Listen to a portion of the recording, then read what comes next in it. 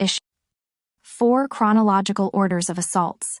The next following chapters entail most of the compilation of all my assault reports verbatim from the police reports I made with the Criminal Investigation Command, or in civilian terms, Investigation Unit. This text is placed here as a trigger warning. The topics we will discuss may be triggering for some or uncomfortable to read and visualize. Do not proceed forward if triggered. You can always skip chapters. The Navy recruiter. Who? Chinese American Navy recruiter who spoke Cantonese. What? Sexual assault when? September 20th, 2011, where? San Gabriel Navy Recruiting Station, California, age 19. How? I met him at a store near Starbucks and a Vietnamese Bon Mai restaurant. He was in his tan Navy mess uniform, with sunglasses on with a beret. I wore a USC shirt and a sweat capri maroon in color with USC etched in gold font. It was a Tuesday and sunny. It was in the afternoon and evening by the time I arrived home. I was 19 years of age. I am not sure what his height or age was. Approximately 2,835 years old. He arrived with a portable laptop in a bag and set it on the table. I remember making physical contact by greeting and shaking his hand. He never took his sunglasses off until we got in the car. I sat there taking the pre-ASVAB. An hour passed and I noticed him staring in my general direction the whole time and leaning over me to help me when I got stuck. Once we finished, he told me to come with him to go back to the recruiting station for height and weight. He met me in my city, Alhambra, Cia. I got in his car, passenger side, and asked him questions about the Navy, himself, his age, the languages he spoke, and complimented him. Once we parked and pulled up to the recruiting station, he unlocked the door and we went inside.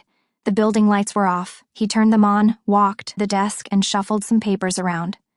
I walked in a few steps and saw a wall with Navy recruits, looked at it, and asked a question, and walked further into the station toward the back of the door.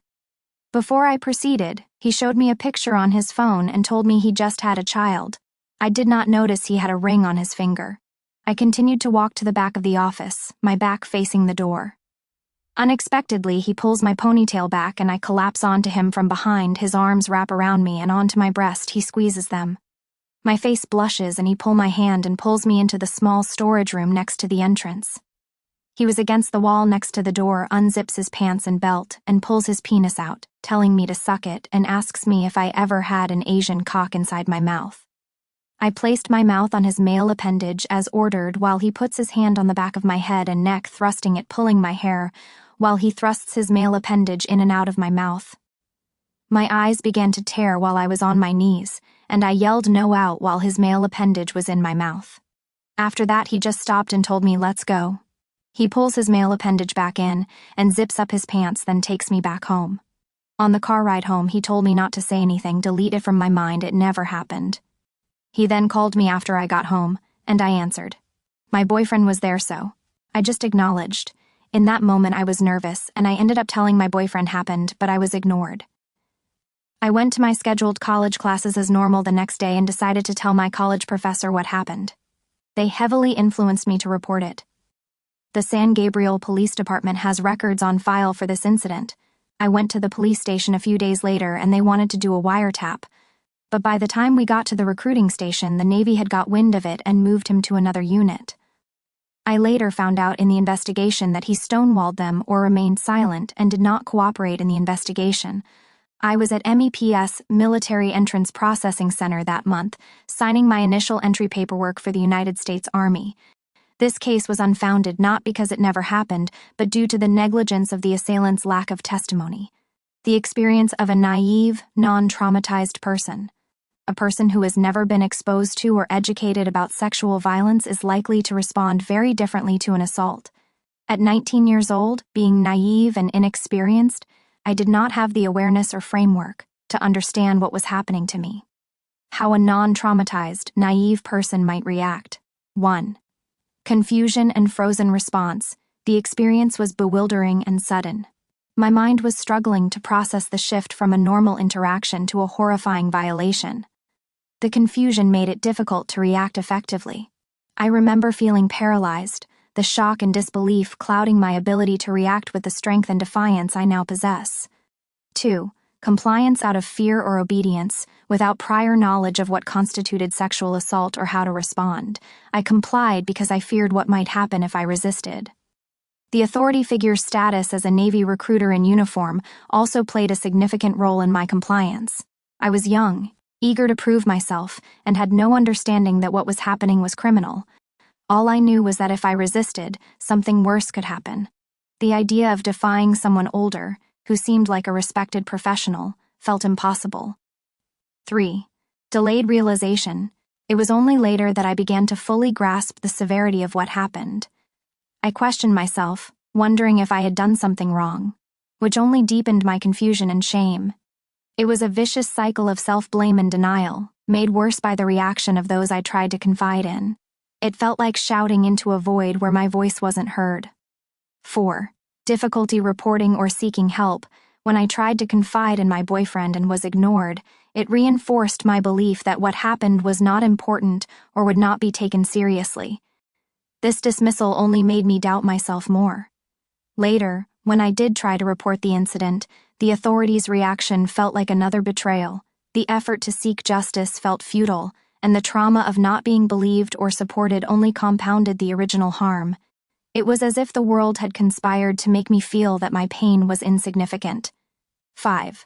Authority bias. The fact that he was in a position of power wearing a military uniform made it difficult to question his actions or feel empowered to fight back. His authority was like a shield protecting him from accountability. I didn't realize back then that my trust was being exploited. The uniform, which should have symbolized honor and protection, became a weapon he wielded against me. How readers might perceive this. Readers will likely feel heartbreak and empathy, especially recognizing how my youth, naivety, and lack of awareness made me particularly vulnerable. Many readers will be angered by the recruiter's abuse of power and the systemic failures that allowed him to escape accountability. This part of the story serves as a powerful message about the importance of education and awareness about sexual violence, especially for young people who are often targeted by predators. It's not just about strength, it's about having the knowledge and understanding to protect oneself. For many, this chapter will resonate deeply, illustrating how ignorance about sexual violence can leave someone defenseless even if they are physically capable. Reflection, healing, and advocacy. Sharing this experience now is part of my healing journey. I want readers to understand that trauma doesn't just disappear, it echoes throughout your life until you confront it. The fear, the doubt, the pain of being dismissed, all of it left scars I carried for years. But those scars also made me stronger. They taught me that healing isn't about forgetting, it's about reclaiming your power, your voice, and your truth. Through my advocacy work, I have found my voice. Speaking out about my experiences and fighting for justice for others has been my way of turning pain into purpose. I have dedicated my life to raising awareness about MST and empowering others to find the courage to speak their truth, even when the world tries to silence them. Every speech I give, every survivor I support, is another step forward in dismantling the systems that failed me and so many others. My message is clear: you are not alone. You have the right to speak up. You deserve to be heard and believed, and you have the power to heal. Key points. MST is real and affects countless individuals, often compounded by authority bias and societal indifference. Naivety and lack of awareness make young people particularly vulnerable to predators who exploit their innocence. Healing is an ongoing process of reclaiming power, breaking the silence, and advocating for justice. And speaking out and helping others has been instrumental in my healing journey, turning pain into purpose. This chapter is a call to action, for survivors to recognize their worth, for allies to listen and support, and for systems to be held accountable. This page is intentionally left blank to take notes. Basic training. Who, Private Linehan. Caucasian male basic receptee, a company. 134th Infantry. What, sexual assault? When, May 15, 2012. Started April 4, 2012. Graduated June 14, 2012.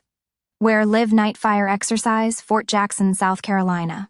Me, female, 20 YRs. Old uniform, ACU's Army combat uniform with weapon. Incident summary: on the evening of May 15, 2012. Between the hours of 2008 p.m. to 2109 p.m., A sexual assault occurred during a training exercise at Fort Jackson, South Carolina, while I was a 20-year-old female soldier in a company, 134th Infantry, basic reception. Background: the incident occurred on the night my platoon was scheduled to complete the night infiltration course at Fort Jackson, known as Victory Hammer. Due to severe weather conditions, including pouring rain and lightning, we were instructed to take cover under an LPA lightning protection area. The LPA was dimly lit with faint red lights, crowded, loud from the relentless rain, and tightly compacted with soldiers sitting shoulder to shoulder on the ground. Description of the assault: I was positioned in the third row, more toward the center right of the LPA, leaning back to back against my battle buddy for support. I repeatedly shifted to distance myself from Private Linehan, who was seated beside me. However, despite my efforts, he began to touch me inappropriately. Linehan ran his left hand up my lower leg and traced it to my thigh. His hand continued upward, eventually rubbing against the mid-upper area of my crotch over my clothing for several minutes. I attempted to move away by slightly scooting back each time, but my battle buddy continued to complain about my movements. I was overwhelmed with exhaustion, fear, and confusion, having never dealt with such a situation before. The darkness of the LPA, the cramped conditions, and the overwhelming fatigue made it difficult to react. I continued trying to move away, sometimes placing my hand over his to push it away when he attempted to reach under my pants. He ignored my nonverbal attempts to stop him, even when I actively tried to push his hand away. Occasionally, I caught him nodding at me, as if expecting some acknowledgement or acceptance of his actions, but I remained silent, head resting on my knees, trying to mentally escape the situation. Emotional and psychological impact. What the reader should understand is the paralyzing fear and confusion that arises from an encounter like this. The exhaustion, unfamiliarity with how to respond, and desperation to avoid further conflict all contribute to a feeling of helplessness. This was not just a physical violation, it was a moment of utter vulnerability and betrayal in a place where safety and camaraderie should have been assured. The silence that followed was not consent, it was survival. Outcome: this incident was reported and founded. Private Linehan received an Article 15, graduated, and continued to advance individual training, remaining in the Army. The lack of adequate consequences only deepened the emotional wound of this experience. Key takeaway: for anyone reading this account, the primary takeaway should be an understanding of the complexity of trauma, the difficulty in responding to harassment or assault in environments where power dynamics and exhaustion can diminish one's ability to act. It serves as a call for greater awareness, empathy, and institutional accountability. Basic Training Bullying. Title: Basic Training and Advanced Individual Training, AIT Bullying and Sexual Assault Report. Incident Summary: this document details the harassment, bullying, and sexual assault I endured during basic training at Fort Jackson, South Carolina, April 4, 2012 to June 14, 2012, and Advanced Individual Training AIT at Charlie Company, 369th Adjutant General Battalion, Fort Jackson, South Carolina, June 14, 2012. The account reflects psychological harm, social isolation, and further silencing of my identity. Background: basic training bullying. During basic training, I faced relentless discrimination and harassment from female peers based on their assumptions about my sexual orientation. Drill Sergeant D.S. Schumann, a supportive male DS, tried to help me, but the hostile environment remained due to the actions of Drill Sergeant D.S. Roberts, a female DS who further antagonized and berated me. When I reported the mistreatment and the sexual assault by Private Linehan to D.S. Schumann and D.S. Roberts, the situation only worsened. D.S. Roberts ordered me to refrain from using the female bay latrine bathroom at the same time as other females. I was isolated, forced to shower either first or last, usually last. I couldn't even use the latrine to pee, shower, or clean myself without being ostracized. This continued for weeks, effectively silencing me and enforcing social retaliation. Female recruits threatened me with physical harm, saying they would beat my ass and hurt me if I continued to report what was happening. Despite my efforts to explain the mistreatment to the company commander, I was threatened with disciplinary action for causing trouble. Private Linehan and I both lost our family day as a result of this report. This experience left me deeply affected, causing me to shut down any acknowledgement of my bisexuality at future duty stations. I was silenced by fear and institutional neglect. Background: AIT bullying and sexual assault. My struggles did not end with basic training. During AIT, I continued to face harassment from the same female peers, including Private Panza, who was the dominant figure in our sleeping quarters. Along with her girlfriend and other recruits from basic training, they continued to spread rumors, tease, and physically intimidate me. Panza's daily threats to kick my ass filled me with terror, further enforcing my silence. I reported Panza's behavior multiple times to Sergeant First Class Jones, who attempted to handle the situation, but her behavior persisted. During our shared duty of CQ, charge of quarters, where we patrolled hallways and cleaned, I attempted to reconcile our differences. Instead, she used that opportunity to gather information about my life and twist it into cruel rumors. On several occasions, Panza would lunge at me or make violent gestures to intimidate me, sometimes having to be physically restrained by her girlfriend. This mistreatment carried over into the time I completed AIT. I learned that Panza was actively trying to leave the Army and eventually did so before I was transferred to Joint Base Lewis MC Cord. The sexual assault. AIT. Another disturbing incident occurred during AIT when Private Hayashi and his friends openly gloated about running a train on me. I believe I was drugged, and 2 videos were recorded of me, one in the barracks shower and another during the assault. While I don't recall drinking alcohol, I remember its presence. My colleagues later testified about my treatment during basic training, AIT, and the assault. Unseen, unheard soldier. Outcome: this case was ultimately unfounded, primarily due to the statute of limitations, lack of concrete evidence, and my lack of awareness of legal procedures. These videos were distributed among